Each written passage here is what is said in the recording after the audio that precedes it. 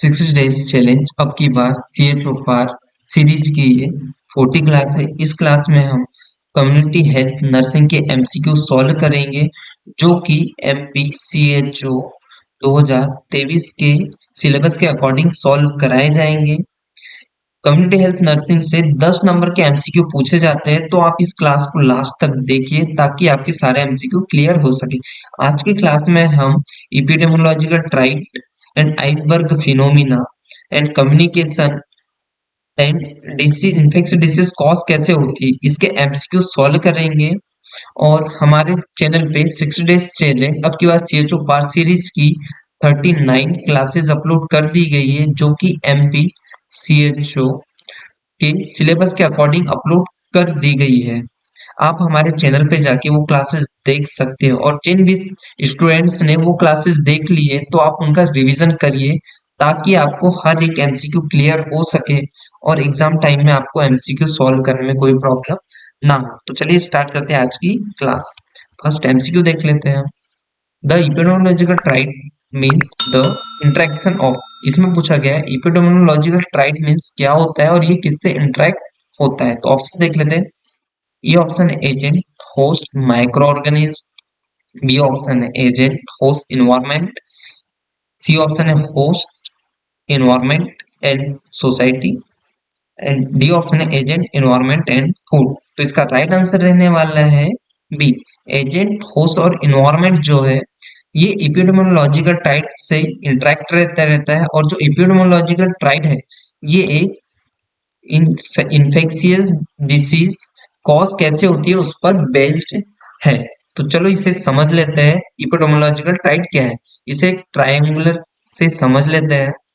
ये ट्रायंगुलर है जिसमें टिप को एजेंट एजेंट एंड इधर होस्ट एंड इस साइड में इन्वायरमेंट इन्वायरमेंट जिसमें जो एजेंट होता है ये एक पॉजिटिव पॉजिटिव एजेंट होता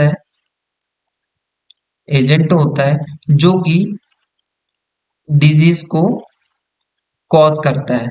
एंड जो होस्ट है ये लिविंग थिंग है। ये लिविंग थिंग्स है ये एक लिविंग थिंग्स है। इसमें हम एनिमल या ह्यूमंस को ले लेते हैं। एंड इन्वायरमेंट जो है ये एजेंट और होस्ट के बीच में एजेंट प्लस होस्ट के बीच में एक लिंक का काम करता है। तो चलिए इसे समझ लेते हैं। जो एपिडेमियोलॉजिकल ट्राइट का जो है ये इन्फेक्शियस डिसीज कैसे कॉज होती है उस पर वर्क करता है।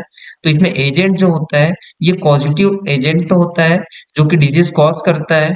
और ये जो होस्ट है ये एक लिविंग थिंग्स है। ये लिविंग थिंग्स है जिसमें अपन एनिमल और ह्यूमंस को ले लेते हैं। जो पॉजिटिव एजेंट है ये होस्ट में एनिमल्स में इंटर करता है। जो होस्ट होता है ये पॉजिटिव ऑर्गेनिज्म को कैरी करने का काम करता है और जो इन्वायरमेंट है वो एजेंट और होस्ट के बीच में लिंक का काम करता है। ये मीडिएट होता है एजेंट और होस्ट के बीच में। नेक्स्ट MCQ देख लेते हैं अब हम। The agent host environment model of health and illness is based on the concept of. इसमें बोला गया है एजेंट होस्ट और इन्वायरमेंट का मॉडल हेल्थ एंड इलनेस के कौन से कॉन्सेप्ट पे बेस्ड है। तो जो एजेंट होस्ट इन्वायरमेंट का जो मॉडल है जैसे कि मैंने बताया ये इन्फेक्शियस जो डिसीज है इन्फेक्शियस डिसीज है इस पर बेस्ड है। तो ऑप्शन देख लेते हैं। A option stage of illness, B option infectious disease. तो राइट आंसर क्या है इसका इन्फेक्शियस डिसीज क्योंकि जो एजेंट होस्ट इन्वायरमेंट जो मॉडल है इसे इपिडेमियोलॉजिकल टाइप भी कहते हैं। ये इन्फेक्शियस डिसीज पे बेस्ड है। सी ऑप्शन प्रोग्नोसिस ये भी गलत है। डी ऑप्शन है रेट ऑफ एक्सपोजर ये भी गलत ऑप्शन है। नेक्स्ट MCQ देख लेते हैं अब हम। ट्रांसपोर्ट होस्ट इज वन वीच। इसमें बोला ट्रांसपोर्ट हो वन वीच कौन सा ऑप्शन इसमें सही है। इसमें पूछा गया जो होस्ट है ये होस्ट है, ये एक लिविंग थिंग्स होता है। लिविंग थिंग्स हो जैसे बताया, इसमें एनिमल और ह्यूमन बीइंग को ले लेते हैं हम। जो होस्ट होता है ये पॉजिटिव एजेंट को कैरी करने का काम करता है। तो ऑप्शन देख लेते हैं, इसका राइट आंसर क्या है। ए ऑप्शन है parasite exposure asexual stage, B option है parasite remain asexual, and C option organism remain alive but does not undergoes develop, and D option है life cycle is not complete. इसका right answer रहेगा C, organism remain alive but not undergoes development, क्योंकि जो host होता है एक living things होता है। नेक्स्ट एमसीक्यू देख लेते हैं अब हम। Floating tip of iceberg of disease represents, इसमें बोला गया है जो आइसबर्ग फिनोमिना की फ्लोटिंग टिप होती है वो किसे, कौन से डिजीज को रिप्रेजेंट करता है। तो ऑप्शन देख लेते, A option clinical cases, B option undiagnosed cases, C option carriers, and D option है इंक्यूबेशन पीरियड। तो इसका राइट आंसर रहने वाला है ए, क्लिनिकल केसेस। जो फ्लोटिंग टिप है ये क्लिनिकल केसेस को प्रेजेंट करते हैं। चलिए हम आइसबर्ग जो फिनोमिना है उसे समझ लेते हैं। इसे हम समझने के लिए एक बर्नर ले लेते हैं।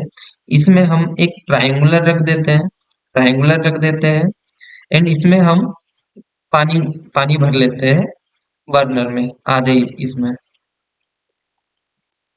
पानी ले लेते हैं। ये पानी ले लिया हमने, जिसमें कि जो टिप है ये फ्लोटिंग टिप है, फ्लोटिंग फ्लोटिंग टिप, ये फ्लोटिंग टिप है। एंड ये जो है, ये जो पानी की जो सतह है उसे हम line of line of demarcation कहते हैं। एंड जो पानी के नीचे की सतह है उसे हम सबमर्ज सबमर्ज्ड पोर्शन पोर्शन कहते हैं। तो चलिए हम इसे अच्छे से समझ लेते हैं। एक आइसबर्ग फिनोमिना को समझने के लिए एक बर्नर ले लिया, उसमें एक ट्रायंगुलर रख लिया एंड पानी भर दिया, जिसमें जो फ्लोटिंग टिप है ये हमें क्लिनिकल केस को रिप्रेजेंट करता है। जो ये क्लिनिकल केस देखा है हमने, क्लिनिकल केस को रिप्रेजेंट करता है। एंड जो पानी की सतह है ये हमें लाइन ऑफ डिमार्केशन, या हम इसे बॉर्डर भी कह सकते हैं। ये शो करता है सिम्टोमेटिक सिम्टोमेटिक केस को सिम्टोमेटिक केस को प्रेजेंट करता है। इन जो सबमर्ज पोर्शन जो होता है ये हिडन केस होते हैं, इसमें हिडन केस होते हैं। और ये जो होते हैं अनडायग्नोज होते हैं, अनडायग्नोज केस होते हैं, और ये असिम्टोमेटिक होते हैं। तो इसे और एक बार अच्छे से समझ लेते हैं। आइसबर्ग फिनोमिना को समझने के लिए एक बर्नर लिया, उसमें एक ट्रायंगुलर रखा जिसमें फ्लोटिंग टिप, ऊपर वाली जो है फ्लोटिंग टिप है ये हमें क्लिनिकल केस को प्रेजेंट करता है। एंड जो पानी की जो सतह है ये इसे हम लाइन ऑफ डिमार्केशन कहते हैं या लाइन ऑफ बॉर्डर कहते हैं। ये सिम्टोमेटिक केस को प्रेजेंट करता है, क्योंकि जो ये पानी की सतह है जो है ये हमें विजुअल होती है, ये दिखती है, तो ये सिम्टोमेटिक केस को प्रेजेंट करता है। एंड जो पानी की जो नीचे की सतह है ये सबमर्ज पोर्शन होता है, ये असिम्टोमेटिक होता है, और ये हिडन केसेस होते हैं, और ये अनडायग्नोस केसेस होते हैं। यदि आपको पूछ लिया कि सबमर्ज पोर्शन में किस टाइप के केसेस हमें देखने के लिए मिलते हैं, तो आपको बताना है हिडन केसेस या और अनडायग्नोस केसेस देखने के लिए मिलते हैं, और असिम्टोमेटिक देखने के लिए मिलते हैं। और यदि लाइन ऑफ डिमार्केशन पूछ ले तो सिम्टोमेटिक केसेस हमें देखने के लिए मिलते हैं, आपको बताना है। नेक्स्ट एमसीक्यू देख लेते हैं हम। Quality and quantity of individual interpersonal ties and extent of involvement with the community is now। इसमें पूछा गया है जो इंडिविजुअल है उनकी इंटरपर्सनल रिलेशनशिप की वजह से जो हमें क्वालिटी एंड क्वांटिटी देखने के लिए मिलती है, कम्युनिटी में कौन से इन्वॉल्वमेंट देखने के लिए मिलती है, किसकी वजह से देखने के लिए मिलती है। तो ऑप्शन देख लेते हैं हम। ए ऑप्शन है mental dimension of health, B option है physical dimension of health, C option है social dimension of health and D option है स्पिरिचुअल डायमेंशन ऑफ हेल्थ। तो इसका राइट आंसर रहने वाला है C, social dimension of health हमें देखने के लिए मिलती है। नेक्स्ट एमसीक्यू देख लेते हैं अब हम। All of the following are dimension of health except, ये एक्सेप्ट का क्वेश्चन है, इसमें बोला गया है सभी डायमेंशन ऑफ हेल्थ है एक को छोड़कर। तो जो डायमेंशंस ऑफ हेल्थ है, इसमें फर्स्ट डायमेंशन आ जाता है फिजिकल, फिजिकल एंड जो सेकंड आ जाता है मेंटल एंड थर्ड जो आ जाता है ये social, social and spiritual, spiritual and जो आ जाता है last emotional, emotional, emotional and occu, occupational. ये सारे जो डायमेंशन है हेल्थ के डायमेंशन है, एक फिजिकल हो गया, एक मेंटल हो गया, सोशल हो गया, स्पिरिचुअल हो गया एंड इमोशनल एंड ऑक्यूपेशनल। तो ऑफ राइट आंसर देख लेते हैं हम, क्योंकि ये एक्सेप्ट का क्वेश्चन है, बोला इसमें सभी डायमेंशन ऑफ हेल्थ है एक को छोड़कर। तो ये ऑप्शन फिजिकल ये भी है डायमेंशन ऑफ हेल्थ, स्पिरिचुअल ये भी है, मेंटल भी है, इन्वायरमेंट, इन्वायरमेंट नहीं है, तो इसका राइट आंसर रहेगा डी। नेक्स्ट एमसीक्यू देख लेते हैं हम। The dimension of health concern with proper biological functioning is called, इसमें बोला गया है कि प्रॉपर बायोलॉजिकल फंक्शनिंग के लिए कौन सा ऐसा डायमेंशन है जो कंसर्न कर रहा है, उसे क्या कहते हैं। तो ऑप्शंस देख लेते हैं। ए ऑप्शन है स्पिरिचुअल डायमेंशन, बी ऑप्शन है मेंटल डायमेंशन, सी ऑप्शन है social dimension and D option है फिजिकल डायमेंशन। तो इसका राइट आंसर रहने वाला है डी। जो फिजिकल डायमेंशन है ये प्रॉपर बायोलॉजिकल फंक्शन करता है, कंसर्न करता है डायमेंशन ऑफ हेल्थ में। नेक्स्ट एमसीक्यू देख लेते हैं अब हम। Which one of the following statement is best describe health, health is, इसमें बोला गया है कौन सा ऐसा स्टेटमेंट है जो हेल्थ को डिस्क्राइब डिस्क्राइब कर रहा है, बेस्ट पूछा गया है। तो ऑप्शन देख लेते हैं। A option a relative state of being, B option है the total state of physical and psychological wellness, C option the state of functioning well physically mentally and socially and D option है being free of sickness और infirmity. तो इसका right answer रहने वाला है सी, क्योंकि health को बेस्ट डिस्क्राइब क्या कौन सा ऑप्शन कर रहा है इसमें पूछा गया है। तो जो सी ऑप्शन है ये बेस्ट डिस्क्राइब कर रहा है हेल्थ को, the state of functioning well physically mentally and socially. तो इसका राइट आंसर रहेगा सी। नेक्स्ट एमसीक्यू देख लेते हैं अब हम। Which is a unit of care in the practice of community health nursing, community health nursing में प्रैक्टिस के लिए कौन सी केयर की कौन सी ऐसी यूनिट है पूछा गया है। तो राइट आंसर देख लेते हैं। A of significant others, family, community and individual. तो इसका राइट आंसर आप कमेंट बॉक्स में कमेंट करके बताइए कि इसका राइट आंसर क्या है, ए है कि बी है कि सी है कि डी है। जल्दी से कमेंट करिए आप। तो इसका राइट आंसर रहने वाला है हमारा बी, फैमिली। नेक्स्ट एमसीक्यू देख लेते हैं अब हम।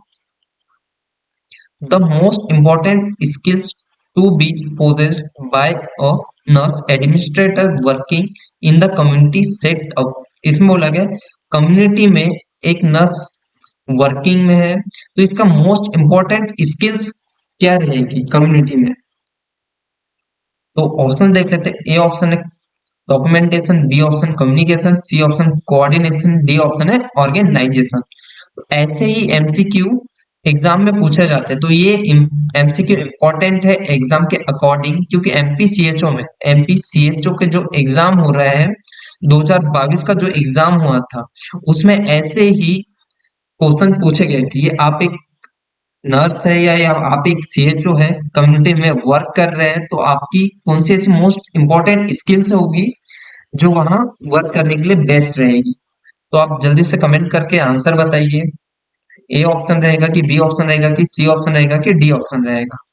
तो देख लेते हैं हम इसका राइट आंसर क्या रहेगा। इसका इसका राइट आंसर रहने वाला है बी।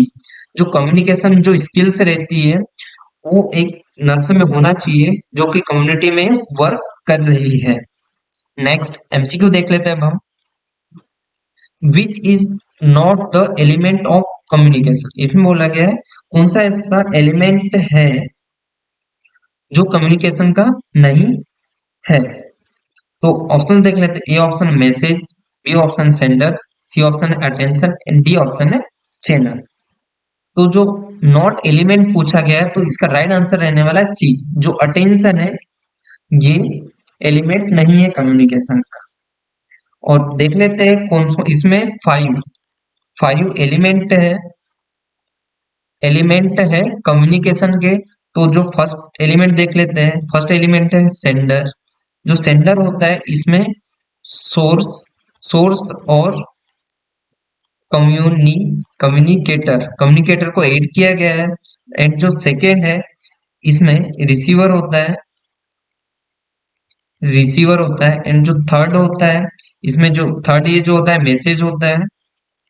मैसेज होता है। एंड जो फोर्थ होता है ये चैनल होता है एक चैनल। एंड जो फिफ्थ होता है ये होता है हमारा फीडबैक।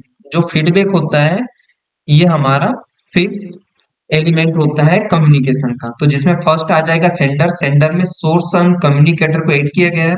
एंड जो रिसीवर होता है रिसीवर्स जो होते हैं ये ऑडियंस होते हैं। एंड थर्ड हो गया मैसेज। एंड फोर्थ हो गया चैनल। एंड जो लास्ट होता है हमारे ये फीडबैक होता है। नेक्स्ट एमसीक्यू देख लेते हैं अब हम। All are important element of the communication process except. ये एक्सेप्ट का क्वेश्चन है। इसमें बोला गया है कम्युनिकेशन के सभी इंपॉर्टेंट एलिमेंट है एक को छोड़कर। तो राइट आंसर देख लेते हैं। ए ऑप्शन है sender and receiver, B option referent and message, D C option channel and feedback, D option है टाइम एंड इन्वायरमेंट। तो इसका राइट आंसर रहने वाला है डी। टाइम एंड इन्वायरमेंट है ये इंपॉर्टेंट एलिमेंट नहीं है। नेक्स्ट एमसीक्यू देख लेते हैं अब हम। The use of touch to convey your feeling to a patient is called. ये कम्युनिकेशन का क्वेश्चन है। इसमें बोला गया है कि आप टच करके में अपना मैसेज कन्वे कर रहे हैं, फीलिंग को कन्वे कर रहे हैं पेशेंट में, तो उसे क्या कहते हैं। तो ऑप्शंस देख लेते हैं। ए ऑप्शन है extensory extra sensory perception, B option है haptic communication, C option gestalt therapy and D option है न्यूरल नेटवर्किंग। तो इसका राइट आंसर रहने वाला है हेप्टिक कम्युनिकेशन। जो हेप्टिक कम्युनिकेशन है ये non non non verbal communication होता है जिसमें कि प्यूपल होता है ये कम्युनिकेट करता है वाया कैसे कम्युनिकेट करता है टचिंग के थ्रू कम्युनिकेट करता है। जो हेप्टिक कम्युनिकेशन है ये नॉन वर्बल कम्युनिकेशन है। इसमें जो प्यूपल होता है ये कम्युनिकेट करते हैं वाया के काय करते हैं टचिंग के थ्रू कम्युनिकेट करते हैं। नेक्स्ट एमसीक्यू देख लेते हैं अब हम। Providing health education about the environmental hygiene to the community people is an example of. इसमें बोला गया है कम्युनिटी पीपल को आप हेल्थ एजुकेशन प्रोवाइड कर रहे हैं काय के इन्वायरमेंटल हाइजीन के रिलेटेड। तो ये कौन से ऐसे कम्युनिकेशन का एग्जाम्पल है। तो ऑप्शंस देख लेते हैं हम। ए ऑप्शन है social communication, B option structural communication, C option therapeutic communication and D option है फॉर्मल कम्युनिकेशन। तो जो इसका राइट आंसर रहने वाला है स्ट्रक्चरल कम्युनिकेशन। जो स्ट्रक्चरल कम्युनिकेशन होता है इसमें हम कम्युनिटी में हेल्थ एजुकेशन देते हैं इन्वायरमेंटल हाइजीन के थ्रू। एंड जो थेराप्यूटिक कम्युनिकेशन होता है ये हम इम्प्रूव करने के लिए देते हैं। Improve physical and and emotional well-being well-being of a patient. हम पेशेंट की इमोशनल और फिजिकल वेल बीइंग को इम्प्रूव करने के लिए हम थेरापेटिक कम्युनिकेशन करते हैं। एंड जो सोशल कम्युनिकेशन है, ये ये कम्युनिकेशन हम तब करते हैं, ये कब करते हैं कि ये हम according according according to situation हम सोशल कम्युनिकेशन करते हैं। नेक्स्ट एमसीक्यू देख लेते हैं हम। Which type of communication is followed by video conferencing.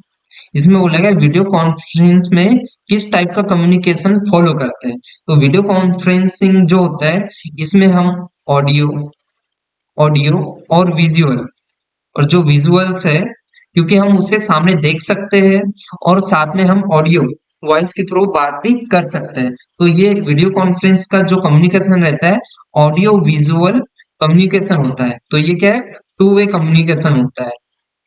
To to way communication होता है। तो इसका राइट आंसर देख लेते हैं हम। A option visual two way communication, B option है audio visual two way communication. तो इसका राइट आंसर रहने वाला बी, क्योंकि जो वीडियो कॉन्फ्रेंसिंग का जो कम्युनिकेशन होता है, ये audio visual two way communication होता है। सी ऑप्शन है विजुअल वन वे कम्युनिकेशन, ये भी गलत रहेगा। एंड डी ऑप्शन है ऑडियो विजुअल वन वे, ये भी गलत ऑप्शन रहेगा। नेक्स्ट एमसीक्यू देख लेते हैं अब हम। Which method of communication is very popular and has reached in remote areas? इसमें बोला गया है, इसमें कम्युनिकेशन की कैसी ऐसी मेथड है जो वेरी पॉपुलर है और ये रीच्ड हो रही है रिमोट एरिया में, मतलब दूर वाले एरिया में भी पहुंच जा रही है और ये वेरी पॉपुलर है। तो ऑप्शंस देख लेते हैं।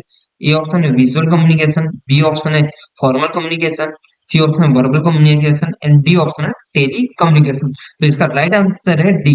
जो टेली कम्युनिकेशन है, ये मेथड है, ये वेरी पॉपुलर भी है और ये दूर रिमोट एरियाज तक भी ये पहुंच जा रही है। नेक्स्ट एमसीक्यू देख लेते हैं अब हम। नॉन वर्बल कम्युनिकेशन इन्वॉल्व, इसमें पूछा गया नॉन वर्बल कम्युनिकेशन में कौन सा पॉइंट इन्वॉल्व है।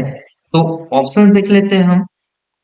A option asserting yourself, B option है choosing word carefully and presenting them, C option है skill needed for report building and decision making, D option है conveying one's feeling through body language।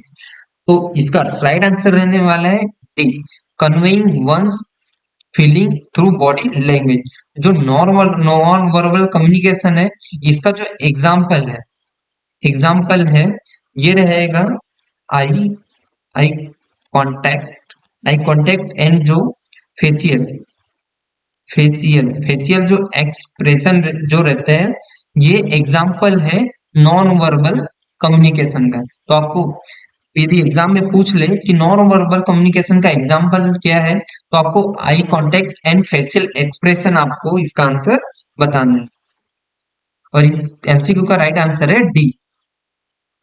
Next MCQ देख लेते हैं अब हम। In assessment tool in patient education, के education के लिए असेंशियल टूल क्या है। तो ऑप्शन देख लेते हैं हम। A option case study, B option health education, C option counselling and D option है हैंड ऑन। तो इसका राइट आंसर रहने वाला है बी। हम हेल्थ एजुकेशन जो होता है पेशेंट के एजुकेशन के लिए एसेंशियल टूल होता है। नेक्स्ट एमसीक्यू देख लेते हैं हम। A method used for individual health education in community, इसमें बोला गया कम्युनिटी में इंडिविजुअल को हेल्थ एजुकेशन करने के लिए कौन सी मेथड यूज करते हैं। तो ऑप्शन देख लेते हैं। ए ऑप्शन है counselling and interview, B option है demonstration and C option role play and D option है वर्कशॉप। तो इसका राइट आंसर देख लेते हैं। जो हम कम्युनिटी में इंडिविजुअल को हेल्थ एजुकेशन करते हैं, तो उसमें हम जो इंडिविजुअल्स को हम काउंसलिंग भी करते हैं एंड इंटरव्यू भी लेते हैं, क्योंकि हम उनसे इंटरव्यू भी लेते हैं, तो उनसे क्वेश्चनिंग वगैरह भी करते हैं। तो इसका राइट आंसर रहने वाला है ए, काउंसलिंग एंड इंटरव्यू इसका राइट आंसर रहेगा। नेक्स्ट एमसीक्यू देख लेते हैं अब हम। Which of the following are not approach of health education. इसमें बोला गया है हेल्थ एजुकेशन के नॉट अप्रोचेस है, अप्रोच नहीं है। तो ऑप्शंस देख लेते हैं हम। A option regulatory of approach, B option है सर्विस अप्रोच, सी ऑप्शन है incentive approach and D option है एजुकेशन अप्रोच। तो इसका राइट आंसर रहने वाला है सी, जो इंसेंटिव अप्रोच है ये अप्रोच नहीं है हेल्थ एजुकेशन का, क्योंकि ठीक है। नेक्स्ट एमसीक्यू देख लेते हैं अब हम। Which of the health education agency is at national level. इसमें बोला गया है कौन सी ऐसी हेल्थ एजुकेशन की एजेंसी है जो नेशनल लेवल पे है। तो ऑप्शन देख लेते हैं। ए ऑप्शन है press information bureau, B option है IEC bureau, C option Doordarshan है एंड डी ऑप्शन है CHEP। तो जो CHEB का फुल फॉर्म देख लेते हैं। CHEB का फुल फॉर्म है central central health health education bureau bureau. जो CHE का फुल फॉर्म है सेंट्रल हेल्थ एजुकेशन ब्यूरो। तो इसका राइट आंसर आप कमेंट करके बताइए जल्दी से। ए ऑप्शन रहेगा कि बी ऑप्शन रहेगा कि सी ऑप्शन रहेगा कि डी ऑप्शन रहेगा। तो इसका राइट आंसर रहने वाला है डी, CHE। जो सेंट्रल हेल्थ एजुकेशन ब्यूरो है ये सेंट्रल लेवल पे की एजेंसी है। नेक्स्ट एमसीक्यू देख लेते हैं अब हम। The health education to a group of alcoholic people should be able. जो एल्कोहलिक पीपल है उसे हेल्थ हेल्थ एजुकेशन के किस टाइप का देंगे हम, कैसा देंगे। तो ऑप्शन देख लेते हैं हम। ए ऑप्शन है teach the bad effect of alcoholism, B option है change their behaviour, C option है inform about constituent of alcohol, D option है create crisis awareness among them about family. तो इसका राइट आंसर आप comment box में comment करके बताइए, क्योंकि इस टाइप के ही एमसीक्यू एग्जाम में पूछे जाते हैं। क्योंकि आप एक कम्युनिटी में काम करेंगे तो उसमें एल्कोहलिक पेशेंट पीपल भी रहेंगे, उसे आपको एजुकेट करना है। तो आप किस टाइप एजुकेट करेंगे, तो किस टाइप का एजुकेट करेंगे। तो राइट आंसर आप कमेंट बॉक्स में कमेंट करके बताइए कि ए ऑप्शन है कि बी ऑप्शन है कि सी ऑप्शन है कि डी ऑप्शन है।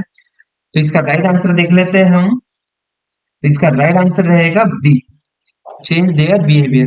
हम जो एल्कोहलिक पेशेंट है उनका बिहेवियर चेंज करने के थ्रू हेल्थ एजुकेशन दे सकते हैं। नेक्स्ट एमसीक्यू देख लेते हैं हम। Will health education in the community the most important step involve. Community में आप हेल्थ एजुकेशन दे रहे हो तो उसका मोस्ट इंपॉर्टेंट स्टेप क्या रहेगा। तो ऑप्शन देख लेते। A option contact local leaders, B option hold community discuss and C option give health education and D option है नाउ द लोकल नीड्स। तो इसका राइट आंसर रहने वाला है डी। हम जो कम्युनिटी में उनकी जो लोकल नीड्स है उसे हम जान के उस पर हेल्थ एजुकेशन दे सकते हैं। नेक्स्ट एमसीक्यू देख लेते हैं अब हम। Physiological barriers in communication. Communication में फिजियोलॉजिकल बैरियर्स कौन कौन से होते हैं। तो ऑप्शन देख लेते हैं। ए ऑप्शन है difficulty in hearing and B option है इमोशनल डिस्टरबेंस, सी ऑप्शन है noisy environment and D option है लेवल ऑफ नॉलेज। तो आप इस क्वेश्चन का आंसर कमेंट बॉक्स में कमेंट करके बताइए कौन सा इसका राइट आंसर रहने वाला है। तो देख लेते हैं हम। ए ऑप्शन रहेगा कि बी ऑप्शन रहेगा कि सी ऑप्शन रहेगा कि डी ऑप्शन। जल्दी से आप कमेंट करिए। तो इसका राइट आंसर रहने वाला है ए, डिफिकल्टी इन हियरिंग। जो डिफिकल्टी इन हियरिंग रहता है, ये कम्युनिकेशन कम्युनिकेशन का फिजियोलॉजिकल बैरियर्स होता है।